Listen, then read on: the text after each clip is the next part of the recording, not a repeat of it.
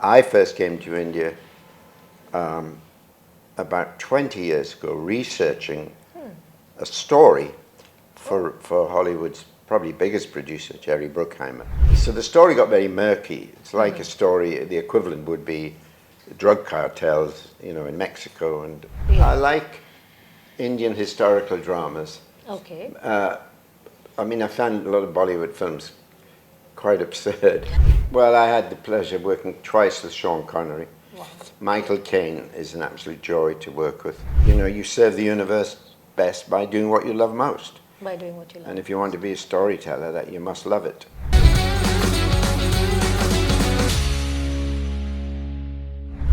Hollywood royalty has come to Bollywood but is stationed at the famous Iskcon temple in Girgaon Chowpatty, where he is a regular visitor with his delightful wife.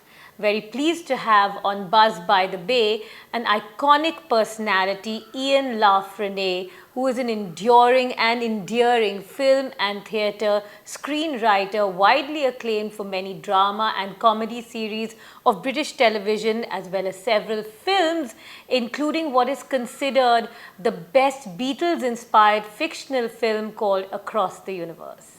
Hello, welcome. Hello. Welcome to Thank the you. studio, Ian, and thank you for coming. Thank you, Anushka. You're on a very fleeting visit to Bombay as usual, on your way to Coimbatore to the Isha Ashram. So and you're staying at Iskcon. So from one ashram to the next. So is it, are you spiritual, or are you just following your lovely wife, Doris? Usually I follow her. I do what she says.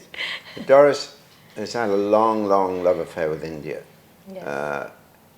The country, our favorite country probably in the world, even though we live in America and Yes. I'm British.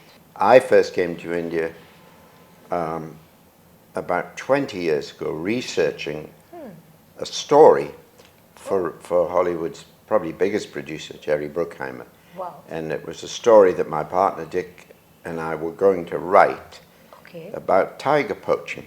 About tiger poaching? Yeah, Wow. and it was a story about a wonderful woman called Belinda Wright, Yes, of who course. heard worked about it. undercover to expose tiger poachers when the government refused to acknowledge that poaching was a major, major problem. And so she made us see India through a different prism than staying in five-star hotels. Yes. So she made us go by road and car, and she made us go on second-class 16-hour train journeys. We went to Ranthambore. Yes. We went to Kanha in Madhya Pradesh. So it was a fantastic glimpse of India, Okay. for which I'll always be grateful. The only sad thing is the film was never made. Why is that? The studio were expecting something different. Okay. Because the tiger poaching went into something quite hardcore. Yeah. Because there were two endangered species being harmed, because the tiger skins were being traded at the Tibet border for chartreuse. So that was antelope. So the story got very murky. It's like a story, the equivalent would be drug cartels, in Mexico and Totally. and I think the studio were thinking it was going to be a warm, fuzzy film about tiger cubs. Ah. And it wasn't, but I'm always very sad. But Yeah. it was my first glimpse of India. Okay, well, hopefully, who knows? Maybe Who one can knows? revisit a project like that. Absolutely. A very worthy project. Luckily, the tiger population has gone up in India over the last few years. It has increased because of efforts by the government. But, it's definitely a worthy film. But like you said, it's entering into dangerous territory, like similar to drug cartels, not a warm, fuzzy film about No. tigers at all. But that's really fascinating to know that. Amazing. So you've seen India, you've seen the tiger parks, you've seen it, and now you come and stay, in an ashram, which is pretty simple and basic. And you live in Beverly Hills in a luxurious mansion. How do you adapt? I don't live in a mansion. Okay, a luxurious But home. it's bigger than the ashram room. I'm sure. Well, it's because we know by enormous good fortune, Radhanath Swami, the head of the Yes. Krishna, a wonderful man, Yes. and he asked us to stay in the ashram. Okay. And so that's our home, and we're going through Mumbai. And we're It's going a small through room Mumbai. with a very small bed, but such a beautiful atmosphere, surrounded by beautiful people, but we're en route to Sadhguru's ashram in Coimbatore, which we've both been going to for several years. Yeah. Although I haven't been to Mumbai, India, like many people, since before COVID.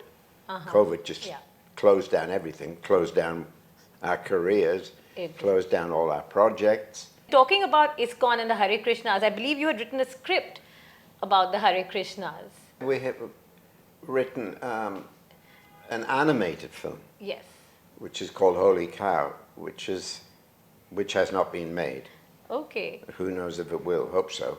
So that's. In fact, when I was here 4 years ago, I did visit big animation studios in India.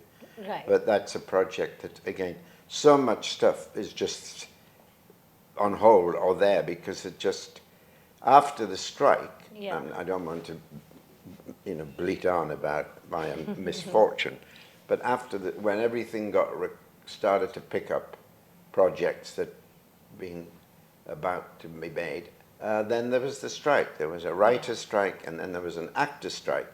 So once again, here we are back.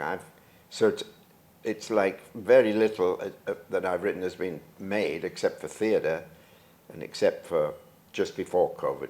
This script is a holy cow. Sounds very interesting, this animated film. Well, I hope you know. Well, I think so. I think it's very funny. It's a spiritual comedy. I like that, spiritual comedy. I look forward to seeing that. It definitely sounds very interesting. You mentioned the writer's strike and the actor's strike. So I want to know a little more about that. Was it largely because of, the threat from artificial intelligence? No, initially, different deals are made with the industry, right. The producers and the writers and the actors and the directors, every few years, and then they have to negotiate because of raises. So principally, it was about fees and about streaming, all these issues. But AI loomed larger and larger over the preceding. But it was not principally about that. But that kind of was the elephant in the room. Yes. Obviously, an Indian elephant. So, yeah. So do you think it was resolved, in a beneficial way? It was resolved well. It was a hard strike, 4 months. Yes. And were you picketing? Yeah. You were? I was picketing outside Fox Studios. And then, near the end of our strike, suddenly the picket line was filled with a lot more attractive people because it was now the actors who were striking with the writers. Yeah. And their issues were, again, the same sort of thing. Right. Just getting a just reward for the work done. Just a little bit on your opinions of Bollywood, if you have any, before we go on to your work, Have you seen any Bollywood films? Are you acquainted at all with the industry? Of course I am. I like Indian historical dramas. Okay. I found a lot of Bollywood films quite absurd, but it's so hard watching a love story where two people almost kiss, but never do. But on the other hand, one is, we're always so impressed by the sheer audacity and energy of the films. Right. And you know the ones the ones with dance numbers and choreography are just extraordinary. Yeah. But I do like the historical dramas, most of which, of course, are inspired by a detestation of the British, but I can take that. What about collaboration with Bollywood? Has anyone ever approached you for collaborating? No. No? But is it something you would like to consider? I don't know what I certainly can't do a dance number. Well, crossover movies, like people make crossover movies, right, nowadays. And Bollywood has sort of, I believe it has evolved now. There are, Well, I've written, a few crime dramas, and there's some pretty powerful Bollywood crime dramas. Right. Yeah. And so I could see an intersection there. Yeah. But at the moment, my visits are mainly to an ashram. Your visits are mainly to an ashram. Okay, so your films will have to surround that. It'll be like as you mentioned, spiritual comedy before. That sounds like a very interesting project. So you started your career in the UK and you wrote many you were part of many famous sort of British comedy TV series. Well, comedy then drama. It Comedy wasn't just then- started in comedy. And then you moved to Hollywood. I moved, yeah, because, I don't know, it was much younger. It was about 40 years ago, but So how? I moved there with my partner, Dick, because the American television optioned the rights to something we'd written in Britain. Okay. So we went over there basically to do it, and then things just changed. But for several years, we've always been kind of with a foot in both places. And you have worked with, many very famous actors. You've done a movie written for Peter Sellers, has acted in. When we was young, yes. Yes, and so can you, narrate some instances, some of your favorite actors who you worked with? Oh, it's so hard. It's like saying, who's your favorite child? Well, I had the pleasure of working twice with Sean Connery. Wow. Michael Caine is an absolute joy to work with. More recently, in recent years, Bill Nye has been a joy to work with. Bill Nye worked with Jason Statham and hopefully will again more recently. And then the younger cast, when we did Across the Universe. I have a great affection for actors. Yeah. Do you know what I mean? Because Yes. they're like writers, at the end of the day, we're so insecure. And then they spend so much time waiting for a job. Writers spend so much time writing without it being produced. So when you're on a film or a TV series, it means it's been made. It's an incredible difference. So you become like a tribe. Everyone loves each other. Everything. Of course, when the film's ended, you go your separate ways. But while it's being made, the experience is very, very bonding. It is bonding. Yeah. For sure. And like you said, both, have their insecurities also, because you could be writing something, Yeah. you don't know if it's going to see the light of day. And actors, one has seen in Los Angeles how actors have to take all sorts of odd jobs all over the place before they can get even a tiny role, So it's definitely a struggle. I say to young writers or young actors in talks or anything, that you have to be passionate about it. It has to matter, and more than it can't be half-assed. You know what I mean? Right. Oh, I think I'll be an actor. You have to be so passionate. Yeah. And if that works out, then I do think it's true that you serve the universe best by doing what you love most. Which brings me to one of your very famous movies, Across the Universe, which of course I have seen, and people say it's amongst the best fictional films, inspired by Beatles music. So how did you conceive of that idea? Well, someone came to us and said, we have found a way of acquiring the music of the Beatles for a reasonable amount of money. Not the masters, not the original records, but the publishing, so we would re-record them. Right. And then we found out that Julie Taymor, was a brilliant director, who created The Lion King, wanted to do a film. And then she met Dick, and then it all happened very quickly. Right. She was our director. She came with some very good ideas. But what we really did, we sat down. We couldn't just all choose our favorite Beatles songs. We had to choose songs that furthered the narrative. So in other words, Lennon McCartney would replace Clement La Frenais in terms of furthering the narrative through the music rather than just dialogue. It was both, of course. Yeah. But that was the main thing, choosing songs that further took you from one scene to the next. Okay. But then what made the film, in my opinion, outstanding was Julie's directing and the visual concepts and ideas that she put into the film. So of course you both decided on the songs that you wanted to put into the movie, right? That you said It took 3 days. 3 days. Listening to things and listening to covers of Beatles songs. Yeah. And listening and then reimagining. For example, the song "I Want to Hold Your Hand." Yeah. In our film, we've made that not a boy-girl thing. It's a girl-girl thing. So it's now a gay relationship. And then there was. I can tell you a funny story. Yes, please. I'd love to. Well, in making the film, there is a scene in the film, there's a character called Prudence. And she's in the film, and there's that song, Dear Prudence. Yes. And then she kind of disappears from the film. And we used to say to Julie, the director, you know, this is a mistake, this is a flaw, because she appears at the end, but it's not explained where she's been. And Julie said, no, it doesn't matter. People will. So anyhow, we let it go. Okay. And so I was in India 5 years ago, and someone asked me to speak at the school in the ashram to school kids. Yes. And do a Q&A. Okay. And then we got about across the universe about music.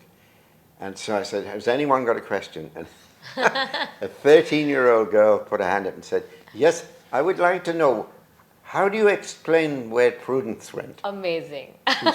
She got, I laughed. What did you say? Oh, I said, you've just nailed the problem. You nailed the problem. Nailed the problem. Oh my God. Imagine the 13-year-old. And I have seen the movie. It's been about 7 or 8 years since I saw it. So, you know, some of the details escape me, but I have seen it and I loved it. Between theatre and writing for film, do you have a preference for any? Just before COVID killed my career, Dick and I had a play on in London. Which one? It was called Chasing Bono. Ah. And it was going to go on to Ireland and then America. It was based on a film we'd written called Killing Bono, which was based on a memoir of a person who was at school with Bono. And he formed his own band, and he said, I don't need you. And basically, one band goes into the stratosphere, the other band is never My goodness. But so we wrote a stage play of it, and I must say, and I'd had a stage musical on years and years ago, but Dick and I hadn't worked in theatre. I don't think I've ever enjoyed anything so much. It's because you're working with a cast, and then every night something different happens, or every night you think, let's try this. It's so organic. At the film, that's it. We can do several takes, but that's it, the scene. The editing room will help. Going back to the Beatles and selecting the songs, you are personally also quite friendly. You've known them, right? A lot of the Beatles. You are friendly with Ringo, and you knew George Harrison and all of that. I knew George very well, and Ringo's a close friend. But that made it more of an ordeal when the Beatles saw the first screenings of the film. What did they think? Oh, well, they were very happy. Okay. George's widow saw it, and then Paul was very happy. Then Ringo was very happy. He said, though he said to me, it's too long. And Yoko was very happy. So it was sort of everyone had their blessings. Sadly, we don't have George and John with us, but you know, you are close to Ringo, and it was a great experience. Obviously, from someone of my generation, to work or even to be connected with them in any way, you know, it's still like it's still got fans' excitement. Had you met John Lennon also? Never. Never. No, great regret. Yeah. But I've done several music-based films, so music is very much a part of my life. So most of my friends are musicians. I know you spoke about projects of yours that have been stalled because of first COVID and then the strike. But now that, you know, things are getting back into place, what are you going to focus on coming up? Well, you know, we have 3-4 scripts with directors, and that's the question of getting finance with different studios. But in the meantime, I'm probably doing the most ambitious and difficult thing I've ever written at an age where I should have retired. And my partner are writing a series called Betrayal, which is it's basically the fall of the Ottoman Empire and the making of the modern Middle East. Wow. Yeah, there's a mouthful. Wow, okay. And it's a massive undertaking. We've almost finished the series, the scripts. We've almost finished. It's takes place between 1911 to 1923. Okay. So it's set, you know, it's London, Constantinople, as Istanbul then was, and the Middle East, and Cairo, and of course Arabia. Yeah. Lawrence of Arabia is a character in it. Oh, okay. And the Young Turks and Young Churchill. Yes. It's an enormous project, which was financed and put together by the Qatari royal family, who apparently have wanted to tell the story, because basically everything that you see in the Middle East today, the bloodshed and the hatred and the violence and the continual conflict, is the direct consequence of what happened exactly 100 years ago, which was the Paris Peace Conference in 1922-23. Yeah. And that is kind of fascinating. It is. And so writing it, we keep writing scenes set in 1917 that are out of today's newspapers. Wow. Oh, yeah. I mean, out of today's newspapers, like you said. I mean, it's the same thing that's happening, you know. So that it is enormous. We've never had to do more research and scholarship, but it's been a fantastic experience. So this one is going to be made. A studio has bought this. Well, who knows? It Yes. will be made this money time, but I needed this break from it. And here you are. In an ashram. In an ashram. When I get there, when I'm not doing a podcast in Mumbai. So that's the current writing. The other things, there's an action film on the cards, a music film, a film about the Kinks, which is a 60s British band. It'll all happen. The blessings of the ashram, The ashram will be there. I'll be in the temple, Praying. not humming, just saying, green light, please. Give me a green light. Oh my God, it will. Of course it'll happen. But this script on the Ottoman Empire sounds really fascinating, and like you said, a lot of research. It's a series. It's a series. It will be either 8 or 10 hours. The biggest problem we have is finding strong women's roles, because everyone expects a series more than ever today to feature strong women. But of course, in those days, obviously in the Arab world and the Ottoman world, Turkey, women didn't have a role to play. A very heavy subject. No wonder you're looking for respite in the ashrams. And lastly, Ian, can you give us mantras for success? Like some tips for success for screenwriters, young screenwriters. I think what I said earlier is the best mantra I live by, which is what I said, which, you serve the universe best by doing what you love most. By doing what you love. And if you want to be a storyteller, that you must love it. You must love it. Otherwise, get a really good agent. Otherwise, get a really good agent. Plan B. Plan A, I would say. Plan A, okay. Yeah, never mind the universe. Never mind the passion or hard work. No. Get a good agent. Okay, thank you so much. Thank you so Ian. much, and thank Such you, a India, pleasure. for having me back. Yes, and you keep coming back, and we look forward to, some script based in India and your theatre plays in India, and have a wonderful time at the ashrams. Thank you so much, Thank you, Ian. Anushka.